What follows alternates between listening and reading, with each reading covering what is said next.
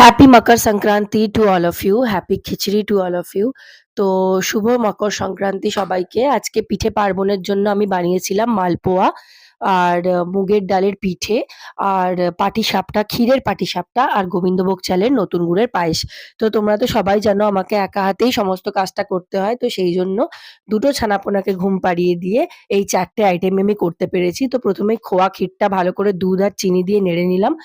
আর ওইদিকে মুগ ডালটা সেদ্ধ করতে বসিয়ে দিয়েছি। আর পাটিসাপটার ব্যাটার আর মালপোয়ার ব্যাটারটা মানে ১ ঘন্টা ধরে ভিজতে দিয়ে দিয়েছি। তো এবার আমি ধীরে, ধীরে মুগ ডালের পিঠেটা বানাবো আগে। তার জন্য আ স্টাফিংটা যেটা নারকোল আর নতুন গুড়ের খেজুরের যে গুড়টা সেটা ভালো করে কড়ায় পাক দিয়ে নেব।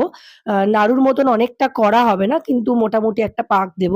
সেটা দেওয়ার পর এদিকে চাল গুঁড়ি আর চালের গুঁড়ো আর নুন দিয়ে ডাল সেদ্ধটাকে ভালো করে নিয়েছি। এবার কি করব, ওই ডাল সেদ্ধটা যেটা চালের গুঁড়ি দিয়ে করা আছে সেটা ঘি দিয়ে ভালো করে মেখে একটা ডো তৈরি করে নেব এবং সেটা রেস্টিং এ রেখে দেব। আর সেটার পরেই আমি গোবিন্দভোগ চালের জন্য ওই পায়েসটার জন্য গোবিন্দভোগ চালটাও আমি ঘি দিয়ে ভিজিয়ে রেখে দিয়েছিলাম। তো সেটাও আমি দুধের মধ্যে দিয়ে দেব। তো এবার মালপোগুলো আগে ভেজে নিচ্ছি। আজকে আমার হাসব্যান্ড এসছে। ও আজকেই রাত্রিবেলা আবার চলেও যাবে। তো এইজন্য একটু তাড়াতাড়ি করে বানাচ্ছি। দুপুরবেলায় বানাতে বসে গেছি। কেন কি ও আবার রাত্রে বেরিয়ে যাবে সেইজন্য। তো পাটিসাপটাটাও করে নিচ্ছি। তো এই পাটিসাপটাটার কথা বলি। এই পাটিসাপটাটা যে করছি এটা ক্ষীর দিয়ে করছি। কারণ আমি ক্ষীরের পাটিসাপটাটাই বেশি ভালোবাসি। তো এবার বলি এই তাওয়াটা আমার শাশুড়ি আমার জন্য পাঠিয়েছে। তো এটা ভীষণই একটা ট্র্যাডিশনাল তাওয়া। এটা আমার দাদা শ্বশুর আমার শাশুড়িকে দিয়েছিলেন আর আমার শাশুড়ি আমাকে দিলেন। তো আমাদের পাঞ্জাবিদের তাওয়া ভীষণ শুভ। এটা মানে মেয়ের ঘরেও দেয় না। এটা অনলি ছেলের ঘরেই দেয়।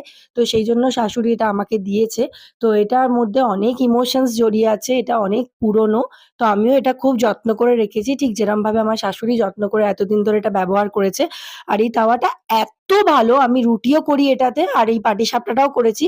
এক চান্সে এটা উঠে আসছে। মানে একটা পাটিসাপটাও আমার লেগে যায়নি। তো সেটার জন্য এই তাওয়াটাই দায়ী।